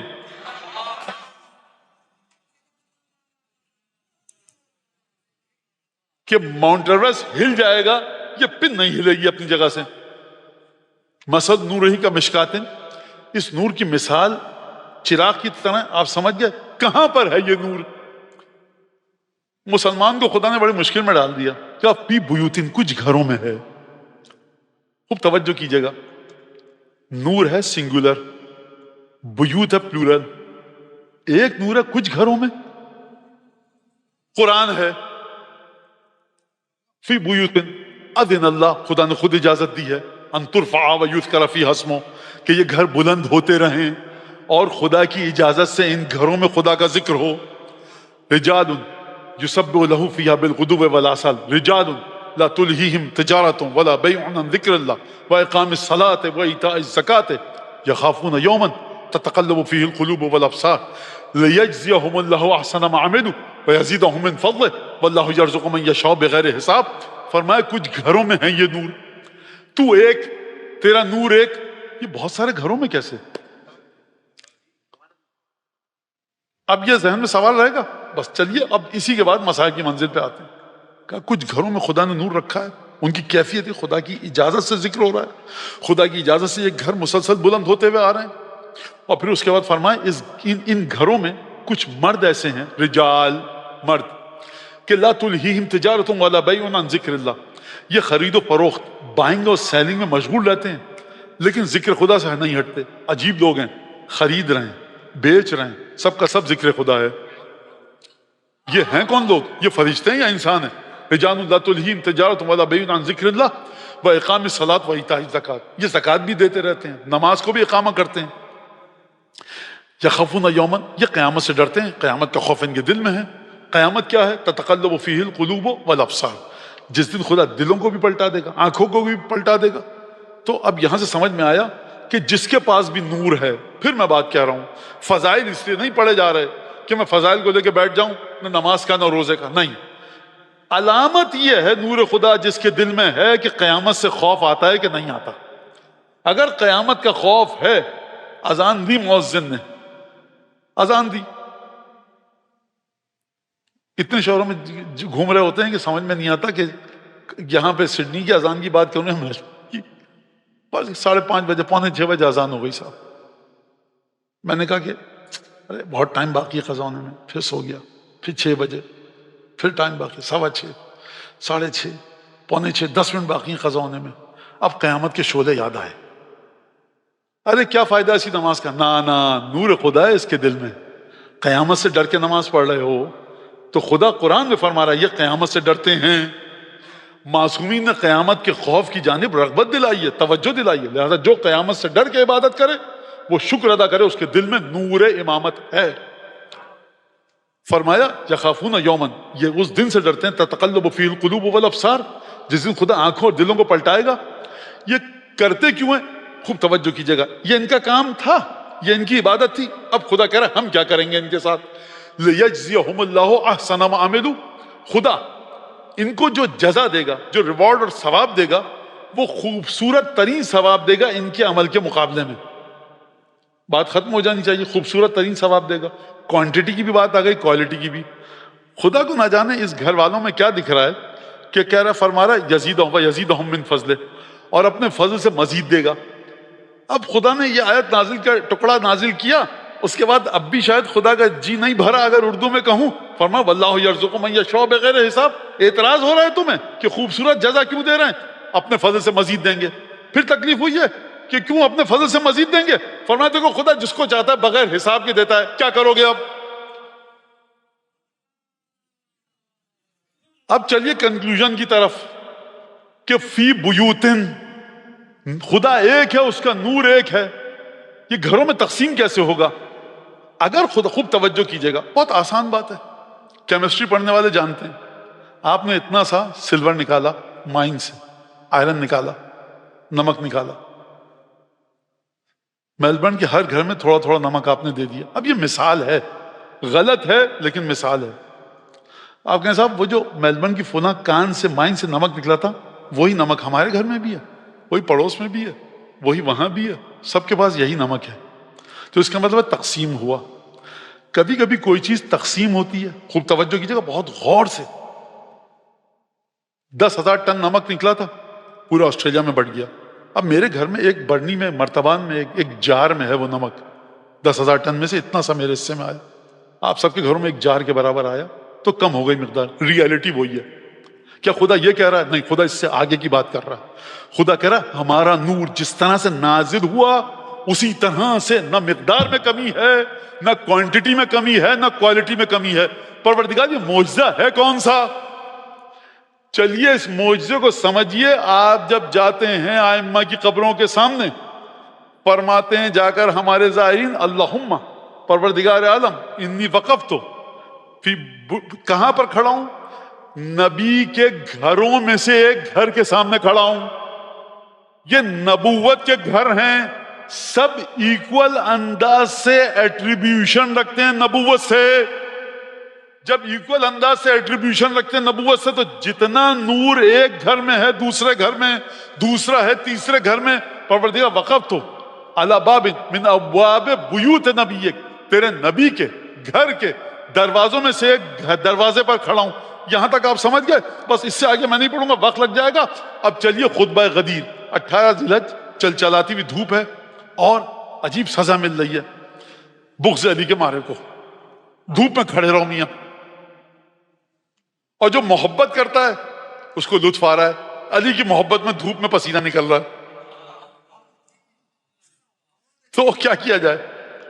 کہا کہ دیکھو معاشر الناس، خطبہ غدیر ختمی مرتبت کے الفاظ، شیخ صدوق کی روایت پڑھیے، فرمایا معاشر الناس، اے لوگوں سنو، ان النور من اللہ مسلوق فیا، خدا کا نور جو وہاں سے یہاں نازل ہوا کسی کے پاس نہیں ملے گا، فقط میرے وجود میں ملے گا، نہ ترجمہ یہ صحیح نہیں ہے، مسلوق فیا، میرے وجود میں سر تا قدم اس نور کو چلایا گیا ہے میرے وجود میں، وَبَعْدِ فِي عَلِيٍّ، اور میرے بعد نور کو ڈھونڈنا چاہو کسی حافظ کے وجود میں نہیں ڈھونڈنا، کسی اور انسان کے نمازی کے وجود میں نہیں ڈھونڈنا، کسی عام انسان کے وجود میں نہیں ڈھونڈنا۔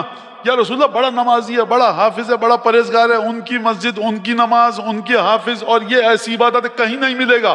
میرے بعد وہ نور جو خدا کا زمین پر نازل ہوا ہے اگر ملے گا علی کے وجود میں ملے گا۔ یا رسول اللہ 1,20,000 انسانوں کے پاس نور نہیں ہے، شاید ختمی مرتبہ جواب دیں، ان کو نور تبھی ملے گا جب اسی کے قدموں کی مٹی اٹھا کر لے کر جائیں۔ سب فرمائے ان نور من اللہ ہے، خدا کی جانب سے جو نور نازل ہوا، مسلوق، آپ لفظ پر غور کیجئے، مسلوق کا مطلب ہے چلایا گیا۔ جب برقی رو کرنٹ کاپر کے وائر میں دوڑتا ہے تو آپ کہتے ہیں سلکا، چلا، چلایا گیا نور خدا کو میرے وجود میں۔ میرے بعد کہاں پر ہے؟ بھائی جو حاجی ہوگا، جو نمازی ہوگا، نہیں میاں نماز حج کرتے رہو، اگر اس کی محبت نہیں ہے نا جو ہاتھوں پہ اٹھا ہوا ہے، کوئی نور نہیں ملے گا۔ فرمایا دیکھو ان نور من اللہ، یہ جو نور ہے خدا کا، یہ میرے وجود میں چلایا گیا، دوڑا گیا۔ وبعدی، میرے بعد خود ہی طے کر لینا کس کے پاس ہے، نا نور خدا کا ہے تو تم کیسے طے کرو گے؟ میں طے کروں گا، میرے بعد علی کے وجود میں ہے، اور وبعدہ ہوں، اور علی کے بعد فی ذریتہ ہی، علی کی اولاد میں چلے گا۔ اگر قربان جاؤں ختمی مرتبت کی طیب و طاہر و معطر زبان کے، اگر یہاں پہ حدیث چھوڑ دیتے تو ہر امامے والا مجھ جیسا دعویٰ کرتا کہ صاحب میرے وجود میں بھی نور ہے۔ رسول خدا نے وہی کام کیا۔ کارڈن آف کا لفظ سنا ہے آپ نے کبھی؟ اخذ ابی بطرفی الکسا، میرے بابا نے ہم چاروں کو لیا اور بی بی کے جملے کو اپنے الفاظ میں بتا کارڈن آف کر دیا۔ وَأَخَذَ أَبِي بِطَرَفَيِ الْكِسَى بِيَدِهِ الْيُسْرَى، بائیں ہاتھ سے چادر کے کونوں کو پکڑا۔ رسول خدا، یا رسول اللہ چادر کے کونوں کو کیوں پکڑا؟ شاید جواب آئے اب نہ کوئی داخل ہوگا نہ کوئی باہر نکلے گا، یہ کر دیا میں نے کارڈن آف۔ اور دیکھو خدا کو بتا اللہم ان ہؤلاء اہل بیتی، یہ میرے گھر والے ہیں۔ اب اس کے بعد رسول خدا نے کیا فرمایا؟ میرے اندر نور کو چلایا گیا ہے خدا کے، اور میرے بعد علی، اور علی کے بعد علی کی نسل میں جتنے سادات ہیں ادعا کریں نہیں میاں ہر سید کو حق نہیں ہے، فرمایا علی کی نسل سے یہ نور چلے گا۔ کہاں پر جا کر رک جائے گا؟ القائم المہدی عجل اللہ تعالی فرجہ الشریف کے۔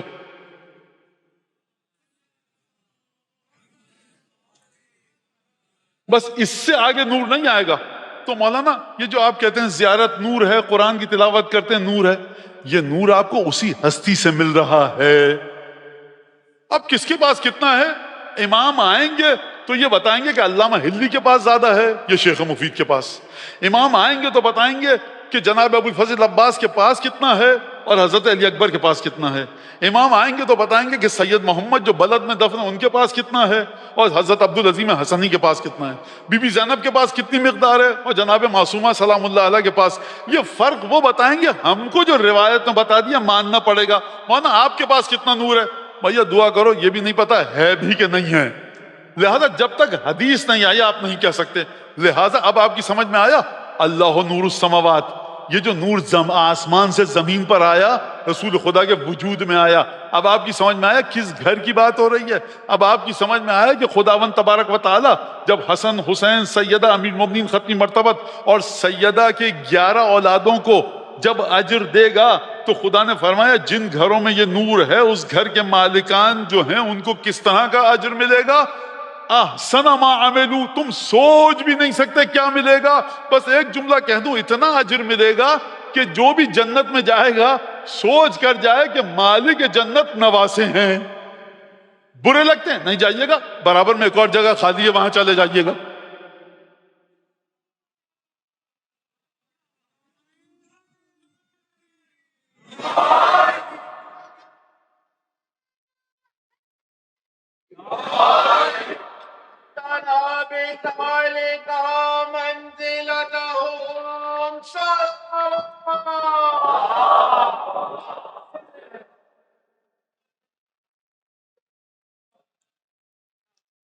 صلی اللہ علیہ یا ابا عبداللہ، صلی اللہ علیہ یا ابن رسول اللہ، صلی اللہ علیہ ورحمۃ اللہ وبرکاتہ. مصائب اہل بیت کو اگر ہم خود اہل بیت کے ہی کچھ دوسرے مصائب کی مدد سے سمجھیں تو شاید آسان ہی ہو جائے ہمارے لیے. بہت معذرت چاہتا ہوں، وقت نکل گیا، بس مختصر میں 4-5 منٹ میں آپ کی زحمت کو تمام کر دوں گا. اور میں نے بڑا سوچا تھا کہ مقرر وقت میں، لیکن بہرحال، اور یہ کسی ضد کی بنیاد پہ نہیں کیا، بات بہرحال مکمل کرنی تھی مجھے. جناب خدیجہ 3 سال رہیں شیب ابی طالب میں. جناب ابو طالب جب شیب ابی طالب سے محاصرہ ختم ہوا تو جن تکلیف دہ حالات میں زندگی گزاری تھی ان ہستیوں نے، 82 برس کے تھے جناب ابو طالب جب گئے شیب ابی طالب. 85 برس کے تھے تو شیب ابی طالب سے محاصرہ کھلا، اور جو وہاں پر حالات تھے، نہ پینے کا درست پانی، نہ کھانے کے لیے غذا، تو اب جناب ابو طالب کی طبیعت سنبھل نہیں پائی اور انتقال ہو گیا. اور اس کے بعد پھر جناب خدیجہ، جناب سیدہ 2 برس کی تھیں جب شیب ابی طالب میں گئیں، اور جب آزاد ہوئی ہیں شیب ابی طالب سے، اگر میں لفظ استعمال کروں تو 5 برس کی تھی. جناب خدیجہ دنیا سے گئیں، جناب ابو طالب گئے. اب جناب خدیجہ کو جب دفن کر کے آئے ختمی مرتبت، تو واقعہ یہ ہوا کہ جب گھر میں آئے سورج ڈوب گیا. گھر میں بچی ہے 5 برس کی. کون؟ جناب سیدہ. لگتا ہے بچی نے کافی دیر تک انتظار کیا، اور پھر اس کے بعد باپ سے آ کر پوچھا، یا ابتا این امی، میری ماں کہاں ہے؟ آپ جانتے ہیں شیخ عباس قمی نے روایت کیا نقل کی ہے؟ روایت یہ نقل نہیں کی کہ سیدہ نے بابا سے پوچھا ماں کہاں ہے. روایت کے الفاظ بڑے، کانت تلوذ برسول اللہ. تلوذ کا مطلب جانتے ہیں؟ جب کوئی بچہ یا بچی بڑے لاڈ سے پیار سے آئے اور کبھی دائیں پیر سے لپٹے اور کبھی بائیں پیر سے، کبھی بڑے پیار سے ابا کا دامن کھینچے. تلوذ کا مطلب ہوتا ہے پناہ میں آنا. یعنی سیدہ کبھی دائیں پیر سے لپٹ رہی ہیں، کم سن ہیں، بابا کے برابر تو قد نہیں، 5 برس کی بچی، کبھی بابا سے لپٹ رہی ہیں، دائیں طرف سے کبھی بائیں طرف سے پوچھ رہی ہیں بابا یہ بتائیے این امی. اگر کوئی باپ بڑا رحم دل ہے نا، اور ماں کو ہسپتال لے کے گیا ہے اور ڈرپس لگ رہی ہیں، اس کے انجیکشن ہے، ڈاکٹر کہہ رہا ہے کہ صبح کو ان خاتون کو، آپ کی زوجہ کو ہم ریلیز کر دیں گے، یہ باپ گھر میں آتا ہے، کم سن بچی کو پوچھے کہ ماں کو نہیں لائے، تو باپ نہیں بتاتا کہ انجیکشن لگا ہے، انسیجن ہوا ہے، ڈرپس لگی ہیں. 5 سال 3 سال کی بچی، تکلیف ہوگی، نہیں دکھایا جاتا ایسی بچی کو کہ ماں کے سرنج لگی ہوئی اور ڈرپس لگی. یہ ہمارے آپ کے گھروں میں اس طرح سے ہی ہوتا ہے. مجھے بتائیے، رسول خدا ہر رحم دل باپ سے زیادہ رحم دل ہیں، یہ فاطمہ سے کیسے کہیں کہ تمہاری ماں کو دفن کر کے آ رہے؟ رسول خدا سر جھکائے، گویا کہ لگتا ہے یہ خاموش کھڑے ہیں، جھوٹ بول نہیں سکتے، الیاذ باللہ، حاشا وکلا. بات چھپائیں تو کیسے؟ منتظر ہیں کہ خدا کی طرف سے کیا جواب دینے کا حکم آئے. فضیلت کو سمجھیے اپنی آقا زادی کی. خدا نے جبریل کو نازل کیا، کہا فاطمہ کو ہمارا سلام پہنچاؤ، اور کہنا کہ فاطمہ تمہاری ماں بڑے بہترین گھر میں ہے، مریم اور آسیہ کے ساتھ ہے، جنت کی حوریں خدمت پر ہیں، دنیا کی پریشانیوں سے، تھکن سے تمہاری ماں کو نجات مل چکی ہے. جبریل نے جب یہ پیغام دیا، اس کے بعد تاریخ نہیں بتاتی کہ سیدہ نے پھر دوبارہ پوچھا ہو کہ میری ماں کہاں ہے. خدا کی طرف سے تسلی آ گئی. میں جناب سیدہ کی بارگاہ میں ہاتھ جوڑ کر ایک سوال کروں گا. سیدہ، آپ نے اپنے بابا سے پوچھا کہ میری ماں کہاں ہے؟ بابا نے جواب دے دیا کہ اس انداز میں ہے. جب حسین ابن علی کی 3 برس کی ایک بیٹی ہے سکینہ، ایک ہے رقیہ، ایک ہے فاطمہ بنت الحسین، جب یہ بچیاں شام غریبہ میں جلے ہوئے خیموں کی راکھ پر بیٹھ کر اگر پھوپھی سے یہ پوچھیں کہ پھوپھی اماں کیا چچا عباس آ گئے، تو زینب کیا جواب دیں گی؟ یہ جو بچیاں تپتی ہوئی ریت پر تھک کر سو چکی ہیں، جن کے رخسار تماچوں سے سرخ ہیں، کانوں کی لو سے خون بہ رہا ہے، جب ظالم کل صبح کو ان کو بیدار کر کے لے کر جائیں گے اور یہ بچیاں پوچھیں گی کہ پھوپھی اماں کیا بابا حسین واپس آ گئے، تو زینب کیا جواب دیں گی؟ جب قتل گاہ سے گزریں گی، جب بچی ہو نا گھر میں، باپ حادثے میں خدا نہ کرے، اللہ نہ کرے کسی کا باپ مر جائے، تو اگر خون کے نشانات و زخم پر کمسن بچیوں کو آخری دیدار نہیں کرایا جاتا، یہ جب بچیاں قتل گاہ سے گزری ہیں تو کس انداز سے لاشیں کو دیکھا ہوگا؟ آپ کو یہ مصائب سمجھنے ہیں نا کہ ان بچیوں کے دل پر کیا گزری ہوگی.